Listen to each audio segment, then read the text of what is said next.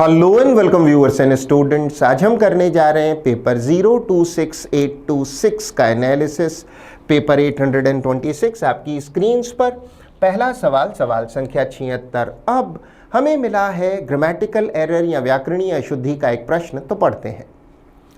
When shall we reach at our destination. वाक्य में निसंदेह एरर यहाँ है, एट नहीं होना चाहिए था। विद्यार्थी ध्यान दें, शब्द रीच एक ट्रांजिटिव वर्ब है और ट्रांजिटिव वर्ब के बाद उसका ऑब्जेक्ट सीधे ही आता है, बीच में किसी प्रेपोजिशन की कोई आवश्यकता नहीं होती। तो करेक्शन के बाद वाक्य पढ़ा जाएगा, when shall we reach our destination. Reach का अर्थ है पहुंचना, डेस्टिनेशन का अर्थ है मंजिल। तो हम अपनी मंजिल पे कब पहुंचेंगे। एट नहीं होना चाहिए था, कारण रीच एक ट्रांजिटिव वर्ब है। विद्यार्थी ध्यान दें, यदि यहाँ रीच की जगह अराइव होता तो एट हो सकता था, क्योंकि अराइव इंट्रांजिटिव वर्ब है, जबकि हमें मिली रीच एक ट्रांजिटिव वर्ब है। करेक्शन के बाद वाक्य को पुनः पढ़ लेते हैं। When shall we reach our destination, हम अपनी मंजिल पे कब पहुंचेंगे। हमारा करेक्शन खंड सी में है, यही हमारा आंसर होगा। आगे बढ़ते हुए सवाल संख्या 77, फिर से वही निर्देश है, ग्रामेटिकल एरर का पता लगाएं। तो पढ़ते हैं। बेस्ड ऑन न्यूज़पेपर रिपोर्ट्स के आधार पर वी कैन कंक्लूड, हम निष्कर्ष निकाल सकते हैं, that a vast majority, vast है बहुत बड़ी या बहुत बड़ा, मेजॉरिटी है बहुमत, ऑफ एक्सीडेंट्स दुर्घटनाएं, caused by reckless driving, reckless है लापरवाही पूर्ण। वाक्य में निसंदेह एरर यहाँ है, कॉज्ड से पूर्व आर होना चाहिए था। विद्यार्थी ध्यान दें, वाक्य का सबऑर्डिनेट क्लॉज या डिपेंडेंट क्लॉज पैसिव वॉइस में होना चाहिए था। करेक्शन के बाद वाक्य पढ़ा जाएगा, based on the newspaper reports we can conclude that a vast majority of accidents are caused by reckless driving. समाचार पत्रों की रिपोर्ट्स के मुताबिक हम निष्कर्ष निकाल सकते हैं, उनके आधार पर ये निष्कर्ष निकाल सकते हैं कि बहुत बड़ी संख्या में accidents are caused by reckless driving, वो रेकलेस ड्राइविंग के कारण होते हैं। खंड पैसिव में होना चाहिए था, जबकि हमें मिला था सिंपल प्रेजेंट का एक्टिव वॉइस। आर लगाइए, एक्सीडेंट्स आर कॉज्ड। हमारा आंसर खंड सी में है, यही हमारा आंसर होगा। आगे बढ़ते हुए सवाल संख्या 78, अब की बार मिला है वन वर्ड सब्स्टिट्यूशन का एक प्रश्न। तो पढ़ते हैं। अ क्लेवर प्लान, एक्शन और movement that is used to give somebody an advantage. Clever plan का अर्थ है चतुराई पूर्ण योजना, एक्शन और मूवमेंट है कोई गतिविधि, that is used to give somebody an advantage, advantage का अर्थ है लाभ। कोई चालाकी पूर्ण योजना, एक्शन या गतिविधि जिसका उद्देश्य या मकसद है किसी व्यक्ति को कोई लाभ पहुंचाना। हमारा आंसर होगा ऑप्शन बी, मनूवर। शब्द मनूवर का अर्थ है रणनीतिक चाल या चालाकी पूर्ण युक्ति। अन्य ऑप्शंस को कभी इग्नोर न करें, तो उन पर भी एक नजर कर लेते हैं। ऑप्शन ए, ट्रेचरी का अर्थ है दगाबाजी, इंग्लिश में डिसीट।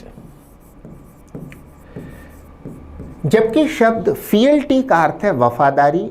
सामान्यतः किसी राज परिवार या राजगद्दी के प्रति वफादारी को फील्टी कहा जाता है, इंग्लिश में कॉन्स्टेंसी, फेथफुलनेस या लॉयल्टी।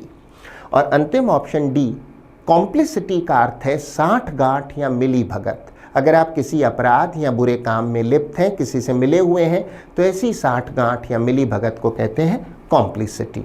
हमारा आंसर यद्यपि ऑप्शन बी मनूवर ही रहेगा। आगे बढ़ते हुए सवाल संख्या 79, फिर से वन वर्ड सब्स्टिट्यूशन का प्रश्न मिला है। तो पढ़ते हैं। Succession of rulers belonging to one family. Rulers का अर्थ है शासक, तो किसी परिवार में शासकों की क्रमावली को क्या कहते हैं या वंशावली को क्या कहते हैं।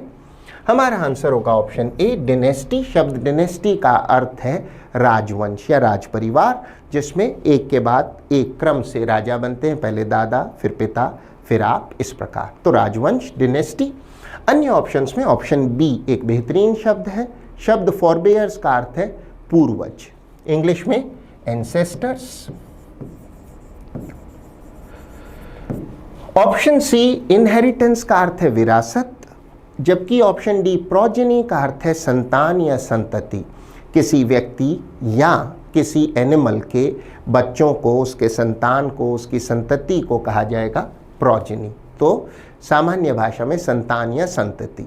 हमारा आंसर यद्यपि ऑप्शन ए डिनेस्टी ही रहेगा। आगे बढ़ते हुए सवाल संख्या 80, अब की बार निर्देश है प्रश्न शब्द का एंटोनिम या विलोम शब्द बताएं, तो पढ़ते हैं।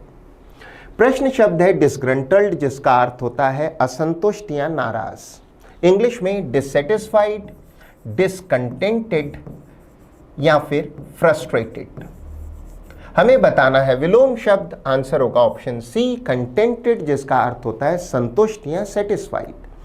अन्य ऑप्शंस में ऑप्शन ए अब्स्ट्रेपरस एक बेहतरीन शब्द है, जिसका अर्थ होता है शोरपूर्ण या कोलाहलपूर्ण। इंग्लिश में नॉइजी या क्लैमरस। ऑप्शन बी अनॉइड का अर्थ है चिड़ा हुआ, और ऑप्शन डी ब्रूस का अर्थ है रूखा या अशिष्ट। इंग्लिश में रूड या कर्ट। हमारा आंसर ऑप्शन सी कंटेंटेड ही रहेगा। आगे बढ़ते हुए सवाल संख्या 81, फिर से वही निर्देश है एंटोनिम या विलोम शब्द बताएं, तो पढ़ते हैं। प्रश्न शब्द है अपबीट, जिसका अर्थ होता है चीयरफुल एंड ऑप्टिमिस्टिक, यानी प्रसन्न चित्त और उम्मीद से भरा हुआ। हमारा आंसर होगा ऑप्शन डी ग्लूमी, जिसका अर्थ होता है मायूसी पूर्ण या निराशापूर्ण, जबकि अपबीट है चीयरफुल, प्रसन्नचित्त, उम्मीद से भरा। ऑप्शंस ए तथा बी चीयरफुल और बॉयंट मूलतः प्रश्न शब्द के सिनोनिम्स ही हैं, दोनों का वही अर्थ है प्रसन्नचित्त। जबकि ऑप्शन सी ऑफबीट का अर्थ है असामान्य या विचित्र या लीक से हटकर, इंग्लिश में अनयूजुअल, असामान्य। हमारा आंसर ऑप्शन डी ग्लूमी ही रहेगा। आगे बढ़ते हुए सवाल संख्या 82, अब की बार निर्देश है प्रश्न शब्द का सिनोनिम या पर्यायवाची बताएं, तो पढ़ते हैं। प्रश्न शब्द है फ्लमॉक्स, जिसका अर्थ होता है उलझाना, इंग्लिश में टू कंफ्यूज। हमारा आंसर होगा ऑप्शन ए परप्लेक्स का भी वही अर्थ है उलझाना, कंफ्यूज करना। अन्य ऑप्शंस में ऑप्शन बी एग्जैजरेट का अर्थ है बढ़ा चढ़ा कर कहना या अतिरंजित करना। ऑप्शन सी इल्यूसिडेट का अर्थ है सविस्तार समझाना, अच्छे से एक्सप्लेन करना। और अंतिम ऑप्शन डी स्टिमुलेट का अर्थ है उत्तेजित करना, जोश भरना। हमारा आंसर ऑप्शन ए परप्लेक्स ही रहेगा। आगे बढ़ते हुए सवाल संख्या 83, फिर से वही निर्देश है सिनोनिम बताएं, पर्यायवाची बताएं, तो पढ़ते हैं। शब्द है इंसेप्शन, जिसका अर्थ होता है शुरुआत। हमारा आंसर होगा बिगिनिंग। अन्य ऑप्शंस में ऑप्शन ए पिनकल का अर्थ है शीर्ष या उच्चतम बिंदु, इंग्लिश में पीक या समिट। ऑप्शन सी कॉन्सिक्वेंस का अर्थ है परिणाम। और ऑप्शन डी ट्रिपिडेशन एक बेहतरीन शब्द है, ट्रिपिडेशन का अर्थ है आशंकापूर्ण, भय या चिंता, एंजाइटी इसका सिनोनिम हो सकता है। हमारा आंसर ऑप्शन बी ही रहेगा। आगे बढ़ते हुए सवाल संख्या 84, अब की बार निर्देश है इनकरेक्टली स्पेल्ड वर्ड बताएं। हमारा आंसर वो ऑप्शन होगा जिसकी स्पेलिंग गलत है। बेशक हमारा आंसर होगा ऑप्शन बी, शब्द इमिनेंट की स्पेलिंग में ये ई नहीं होना चाहिए था। इमिनेंट का अर्थ है होने ही वाला, कोई चीज़ अगर इमिनेंट है तो होने ही वाली है, अक्सर कोई अनप्लेजेंट चीज़। हिंदी में कहेंगे आसन्न या सन्निकट, होने ही वाला। अन्य ऑप्शंस पर एक नज़र कर लेते हैं। ऑप्शन ए एमिनेंट का अर्थ है प्रख्यात, अकेजन का अर्थ है अवसर, और एक्सूबरेंट एक बहुत अच्छा शब्द है जिसका अर्थ होता है उत्साह या जोश से भरा, उत्साहपूर्ण। हमारा आंसर ऑप्शन बी ही रहेगा, क्योंकि अन्य किसी शब्द की स्पेलिंग में कोई एरर नहीं। आगे बढ़ते हुए सवाल संख्या 85, निर्देश है अंडरलाइंड इडियम या मुहावरे का अर्थ बताएं, तो पढ़ते हैं। His statement is an out and out lie. Out and out का अर्थ होता है पूरी तरह से। हमारा आंसर होगा ऑप्शन ए अ कंप्लीट लाई। उसका जो कथन है वो पूरा झूठ है, कोरा झूठ है। अन्य ऑप्शंस में बी कहता है सिंपल स्टेटमेंट, एक साधारण कथन, नहीं। सी कहता है ट्रिवियल लाई। शब्द ट्रिवियल का अर्थ है मामूली या तुच्छ, एक मामूली सा झूठ, नहीं। और अंतिम ऑप्शन डी कहता है a partially untruthful statement. Partially means आंशिक रूप से अनट्रूथफुल, झूठा स्टेटमेंट, नहीं। हमारा आंसर ऑप्शन ए ही रहेगा। आगे बढ़ते हुए सवाल संख्या 86, फिर से अंडरलाइंड इडियम या इडियोमैटिक एक्सप्रेशन का अर्थ बताना है, तो पढ़ते हैं। The story does not hold water. Does not hold water का अर्थ है कि इसमें कोई विश्वसनीयता नहीं है।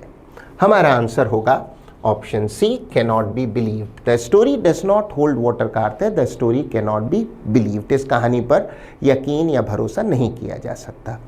अन्य ऑप्शंस में ए कहता है does not deserve appreciation, appreciation का अर्थ है सराहना या कद्र, बिल्कुल नहीं की इसको डिजर्व नहीं करती कोई सराहना या कद्र, बिल्कुल नहीं। बी कहता है does not fulfil the requirements, fulfil का अर्थ है पूरा करना, रिक्वायरमेंट से आवश्यकताएं, आवश्यकताओं को पूरा नहीं करती, नहीं नहीं। और ऑप्शन डी कहता है कैनॉट बी वैल्यूड, वैल्यू का अर्थ भी वही है, कद्र करना, सराहना करना। हमारा answer option C cannot be believed ही रहेगा। आगे बढ़ते हुए सवाल संख्या 87, अब की बार मिला है फिल इन द ब्लैंक का एक प्रश्न, तो पढ़ते हैं। When the report exposed the repeated blunders, blunders का अर्थ होता है भारी गलतियां, expose है अनावृत करना, सामने लाना। तो जब रिपोर्ट ने जो भारी गलतियों को जो बार बार हो रही थी उनको सम्मुख लाई, वो रिपोर्ट सबके सामने लाई, he felt deeply dash his careless approach, he felt deeply ashamed of, उसे बहुत ज़्यादा अशेम्ड का अर्थ है शर्मिंदगी महसूस हुई अपनी अप्रोच पर। तो जब उस रिपोर्ट ने उजागर की बार बार होने वाली गलतियां, तो फिर उसे अपने तरीके पर बहुत ज़्यादा शर्मिंदगी महसूस हुई। He felt deeply ashamed of his careless approach, लापरवाही पूर्ण अप्रोच पर शर्मिंदगी महसूस हुई। अन्य ऑप्शंस में प्राउड ऑफ का अर्थ होता है गर्व महसूस करना, गर्वीला होना, नहीं। अवेयर का अर्थ है सजग या जागरूक, और फॉन्ड ऑफ का अर्थ है शौकीन। हमारा आंसर ऑप्शन सी ही रहेगा। आगे बढ़ते हुए सवाल संख्या 88, एक बार फिर से फिल इन द ब्लैंक का प्रश्न मिला है, तो पढ़ते हैं। No sooner had the meeting started dash some of the members started shouting slogans against the top management. हमारा आंसर होगा ऑप्शन डी देन। इसे लगाकर वाक्य को पुनः पढ़ते हैं। No sooner had the meeting started than some of the members started shouting slogans against the top management. अभी मुश्किल से मीटिंग शुरू ही हुई थी कि कुछ मेंबर्स ने स्लोगन्स का अर्थ है नारे लगाने शुरू कर दिए अगेंस्ट द टॉप मैनेजमेंट, उच्च प्रबंध के खिलाफ। विद्यार्थी ध्यान दे, नो सूनर देन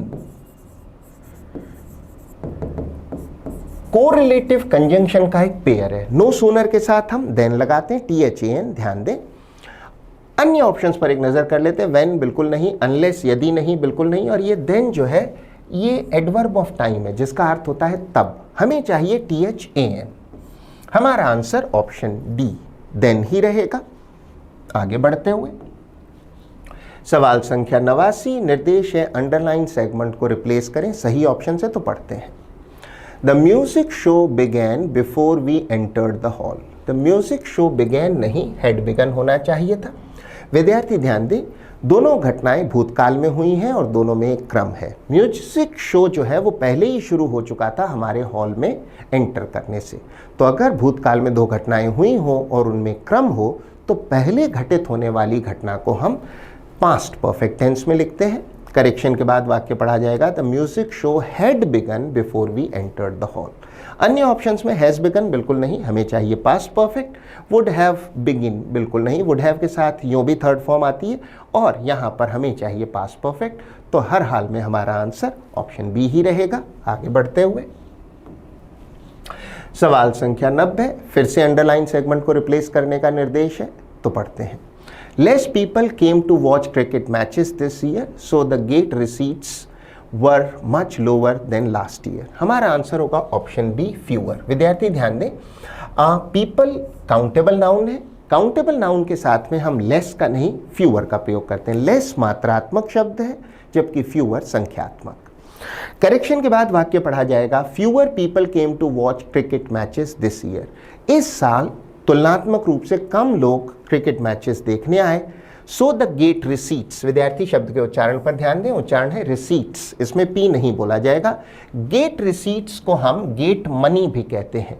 टिकट्स की बिक्री से जो पैसा इकट्ठा होता है उसे कहते हैं गेट रिसीट्स या get money.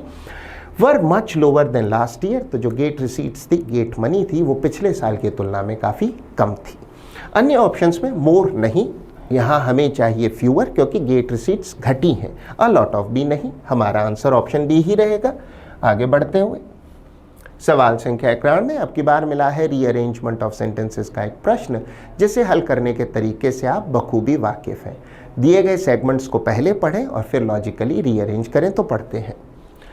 If this crisis goes on, crisis का अर्थ है संकट, अगर ये संकट चलता रहा, oil prices could rise far beyond anything the world has seen before, तो जो तेल के दाम हैं वो बहुत ज़्यादा बढ़ सकते हैं। बियॉन्ड यानी से परे, कोई भी चीज़ जो दुनिया ने आज तक देखी है।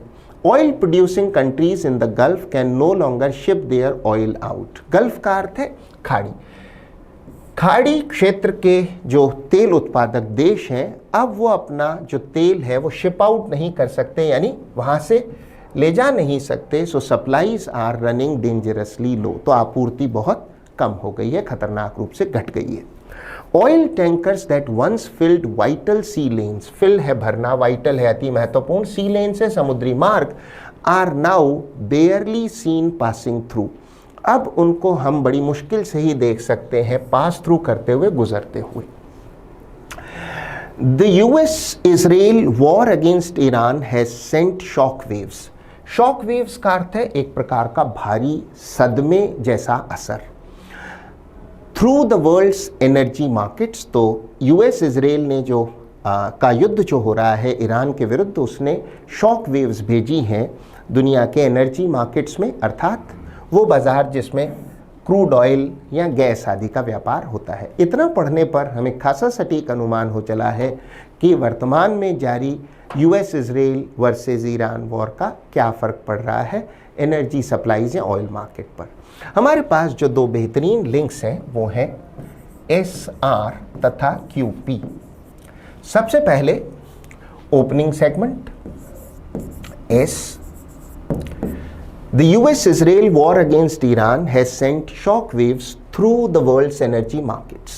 उसके उपरांत होगा खंड R, oil tankers that once filled vital sea lanes are now barely seen passing through. barely का अर्थ मुश्किल से ही कोई शिप दिखता है वहाँ से गुजरता हुआ उन समुद्री मार्गों से।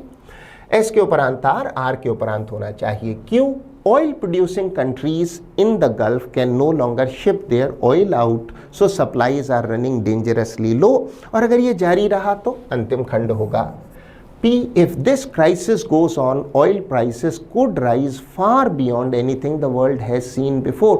ऑयल प्राइसेस उस लेवल से भी परे जा सकती हैं जो आज तक विश्व ने देखा है। हमारा आंसर वो ऑप्शन होगा जो हमें देता हो सबसे पहले सेगमेंट S, उसके उपरांत R, फिर Q तथा P। हमारा आंसर मात्र ऑप्शन C SRQP ही हो सकता है। आगे बढ़ते हुए सवाल संख्या 92 फिर से रीअरेंजमेंट ऑफ सेंटेंसेस का प्रश्न है, तो पढ़ते हैं। Only sustained investment in home grown research and innovation can give India truly credible and modern defence shield. विद्यार्थी ध्यान दें, सस्टेन्ड का मतलब जो निरंतर रहे, जारी रहे। इन्वेस्टमेंट निवेश है। होम ग्रोन का अर्थ है डोमेस्टिक, जो देश के अंदर ही हो। रिसर्च का अर्थ है अनुसंधान, और इनोवेशन का अर्थ है तकनीकी सुधार या नवाचार। Can give India truly credible, एक सचमुच विश्वसनीय, एंड मॉडर्न आधुनिक डिफेंस शील्ड, रक्षात्मक प्रणाली या रक्षात्मक व्यवस्था। होस्टाइल शत्रुवत neighbours with growing missile and drone arsenals. Missile आप जानते हैं, ड्रोन आप जानते हैं, आर्सेनल्स का अर्थ है हथियारों का जखीरा। तो जो हमारे शत्रुवत पड़ोसी हैं जिनके पास बढ़ती हुई मिसाइल और ड्रोन का शस्त्रागार है, have made India's existing defenses look dangerously outdated. उन्होंने क्या बना दिया है, भारत के एग्जिस्टिंग का अर्थ है वर्तमान, डिफेंसेस जो रक्षात्मक प्रणाली है उसको खतरनाक रूप से आउटडेटेड प्रदर्शित किया। आउटडेटेड का अर्थ है पुराना, अप्रचलित, obsolete. Recent conflicts around the world, जो हालिया टकराव हुए हैं, संघर्ष हुए हैं अराउंड द वर्ल्ड, दुनिया भर में, have shown that cheap drone, सस्ते जो ड्रोन्स हैं, can defeat expensive traditional defence systems with ease, आसानी से वो हरा सकते हैं परंपरागत डिफेंस सिस्टम्स को। विथ ईज है आसानी से। India must therefore urgently modernise, इसलिए भारत को अर्जेंटली या तात्कालिक रूप से तुरंत मॉडर्नाइज करना चाहिए, आधुनिक बनाना चाहिए it's missile defence shield, missile रक्षात्मक प्रणाली को, and build a world class drone warfare capability of its own. Capability का अर्थ है योग्यता, दक्षता। इतना पढ़ने पर हमें खासा सटीक अनुमान हो चला है कि आधुनिक समय में जो ड्रोन और मिसाइल की रक्षात्मक प्रणाली भारत की है वो अब शायद पुरानी पड़ने लगी है और उभरते हुए खतरों में शत्रुवत पड़ोसियों को ध्यान में रखते हुए हमें इसमें निवेश करने की और नई डिफेंस शील्ड बनाने की आवश्यकता है। हमारे पास जो दो बेहतरीन लिंक्स हैं वो है RQS और अंतिम खंड हो P। सबसे पहले इंट्रोडक्टरी या ओपनिंग सेगमेंट होना चाहिए R। Recent conflicts around the world have shown that cheap drones can defeat expensive traditional defense systems with ease। उसके बाद होना चाहिए खंड Q। Hostile neighbors with growing missile and drone arsenals have made India's existing defenses look dangerously outdated। Q के उपरांत होना चाहिए खंड S। चूंकि आउटडेटेड लगने लगे हैं भारत के परंपरागत defence systems, India must therefore का अर्थ है इसलिए urgently modernise it's missile defence shield and build a world class drone warfare capability of its own. इसलिए भारत को जो है मॉडर्नाइज करना चाहिए अपनी डिफेंस शील्ड को। अंतिम खंड मात्र P ही हो सकता है। अब ये कैसे होगा? Only sustained investment in home grown research and innovation. आप निरंतर रूप से निवेश करें अपनी डोमेस्टिक रिसर्च और इनोवेशन में, यानी अनुसंधान में और नवाचार में, can give India truly credible, यही दे सकता है विश्वसनीय रूप से भारत को एक credible and modern defence shield. हमारा आंसर वो ऑप्शन होगा जो हमें देता हो सबसे पहले खंड R, उसके उपरांत Q, S तथा P। इसी क्रम में हमारा आंसर ऑप्शन C RQSP ही हो सकता है। आगे बढ़ते हुए सवाल संख्या 93 निर्देश है रॉन्गली स्पेल्ड वर्ड बताएं। हमारा आंसर वो ऑप्शन है जिसकी स्पेलिंग गलत है। बेशक हमारा आंसर होगा ऑप्शन बी। शब्द एक्सटेंशन की स्पेलिंग में ये E नहीं होना चाहिए था, EXTENSION। एक्सटेंशन का अर्थ है विस्तार या फैलाव। ऑप्शन ए एग्जीक्यूटिव का अर्थ है अधिशासी या अधिकारी वर्ग से संबंधित या अधिकारी। एग्जीक्यूशनर एक बेहतरीन शब्द है जिसका अर्थ है जल्लाद या फांसी देने वाला व्यक्ति, इंग्लिश में हैंगमैन। और एक्सकर्शन का अर्थ है सैर सपाटा, कोई ट्रिप या आउटिंग। हमारा आंसर ऑप्शन बी ही रहेगा क्योंकि अन्य सभी ऑप्शंस की स्पेलिंग्स पहले से ही सही है। आगे बढ़ते सवाल संख्या 94 अब की बार मिला है एक्टिव वॉइस का एक वाक्य जिसे हम बदलेंगे पैसिव वॉइस में। तो पढ़ते हैं does she know everyone around here. Around here का अर्थ है यहाँ, इस क्षेत्र में। तो क्या यहाँ वो सभी लोगों को जानती है? ऐसे वाक्यों में विद्यार्थी सबसे पहले दिए गए वाक्य के टेंस को पहचाने। दिए गए वाक्य का टेंस है सिंपल प्रेजेंट और वाक्य का प्रकार है इंटेरोगेटिव। जब हम इसे पैसिव वॉइस में बदलेंगे तो नया सब्जेक्ट होगा एवरीवन। चूंकि एवरीवन सिंगुलर है उसके साथ हम प्रयोग करेंगे हेल्पिंग वर्ब इज का और मेन वर्ब की थर्ड या पास्ट पार्टिसिपल फॉर्म का। इस सारे आलोक में हमारा आंसर मात्र ऑप्शन सी ही हो सकता है। Is everyone around here known to her. विद्यार्थी ध्यान दें, नोन के साथ टू का प्रयोग करेंगे ना कि बाई का। अन्य ऑप्शंस पर एक नजर कर लेते हैं। ए कहता है वॉज एवरीवन, बिल्कुल नहीं। बाई हर भी नहीं। बी कहता है is everyone around here being known, नहीं। डी कहता है is everyone around here new to her, new नहीं, नोन होना चाहिए था। हमारा आंसर ऑप्शन सी ही रहेगा। आगे बढ़ते हुए सवाल संख्या 95 अब की बार मिला है डायरेक्ट स्पीच का एक वाक्य जिसे हम बदलेंगे इनडायरेक्ट स्पीच में। तो पढ़ते हैं she said to me quote unquote do you seriously believe that Abhishek Sharma is better then Virat Kohli. ऐसे वाक्यों में विद्यार्थी सबसे पहले रिपोर्टिंग वर्ब पर ध्यान दें। Reporting verb said past tense में है। इसके उपरांत रिपोर्टेड क्लॉज में दिए गए वाक्य के टेंस को पहचाने और उसके प्रकार को पहचाने।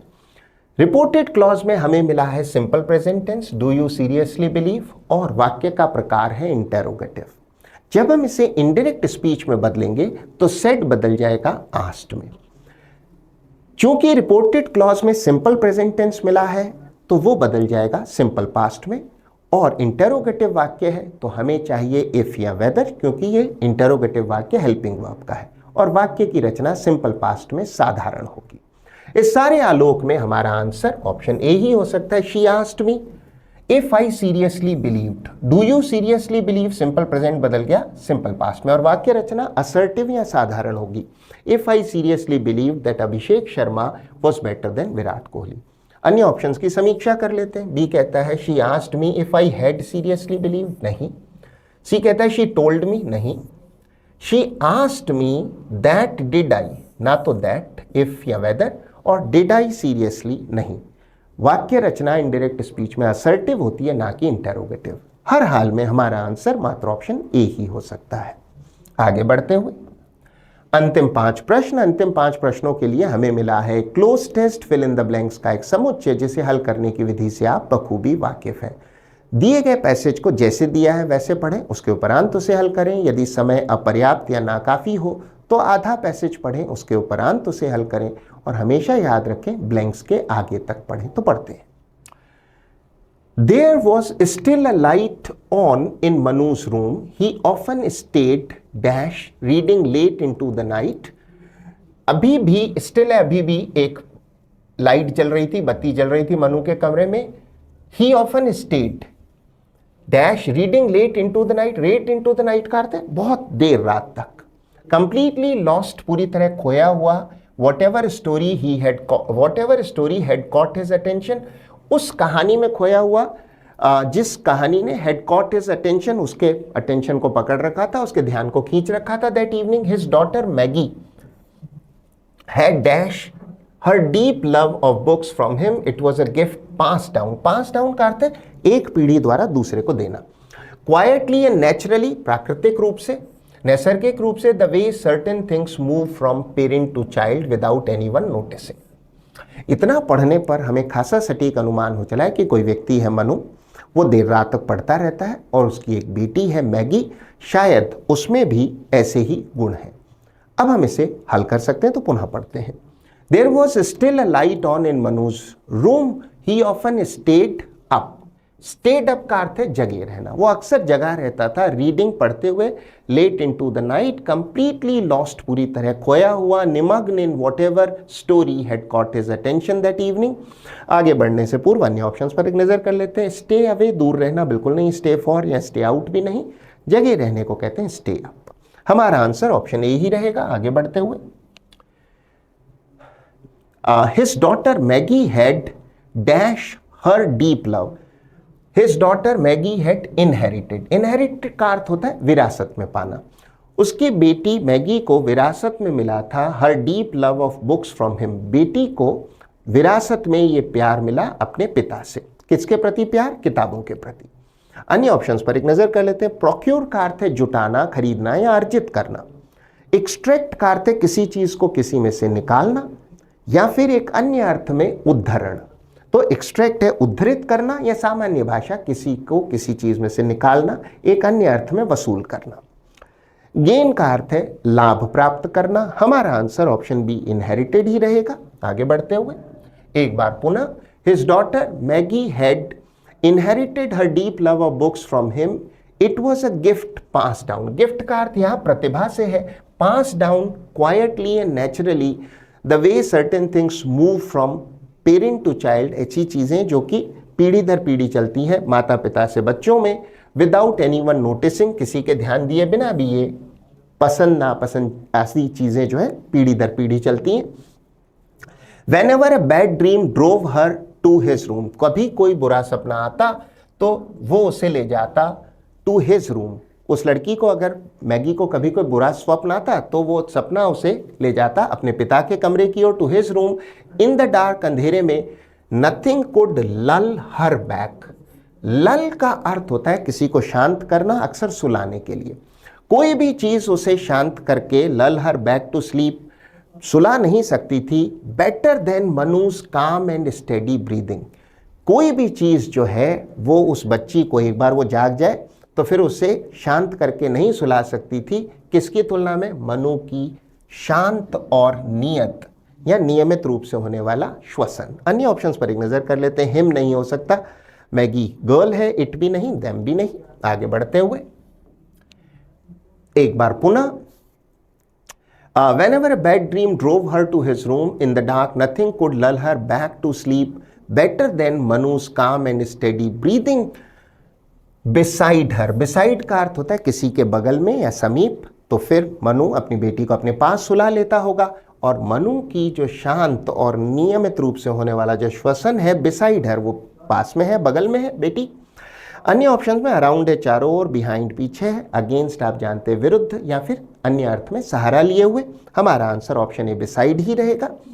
अंतिम प्रश्न, काम and steady breathing beside her and the soft familiar sound of the pages turning in the stillness. Soft familiar है, परिचित, साउंड है आवाज, ऑफ द पेजेस टर्निंग, बदलते हुए पेजेस के, क्योंकि मनु पढ़ रहा होगा। इन द स्टिलनेस का अर्थ होता है एकदम शांति, जहां कोई आवाज नहीं हो रही हो। Of the night, it was in those quite moments, उन शांत मोमेंट्स का अर्थ है पलों में, क्षणों में, दैट मैगी फेल्ट। वाक्य भूतकालिक है, पूरा का पूरा जो क्लोज टेस्ट है वो भूतकाल में चल रहा है। इन्हीं पलों में होता था दैट मैगी फेल्ट, मैगी महसूस करती थी, she was the luckiest girl in the world, कि वो दुनिया में सबसे भाग्यशालिनी लड़की है। अन्य ऑप्शन में फील्स नहीं हो सकता, पैसेज की रचना जो है वो भूतकालिक है, विल फील नहीं, हैड बीन फीलिंग भी नहीं। हमारा आंसर मात्र ऑप्शन सी फेल्ट ही हो सकता है। सो ये था आपका एनालिसिस पेपर 826 का। I hope you manage to learn a few things from it. अच्छे असर के लिए वीडियो को फिर से देखें, वीडियो में सिखाए गए नियमों का अभ्यास करें, वीडियो में सिखाई गई वोकैबुलरी को लिखें, नोट करें, याद करें, और बहुत बेहतर होगा इन शब्दों, इन इडियम्स का प्रयोग अपने एग्जाम्पल सेंटेंसेस में करें। So keep trying, keep working, keep learning. All the best. Thank you and bye bye.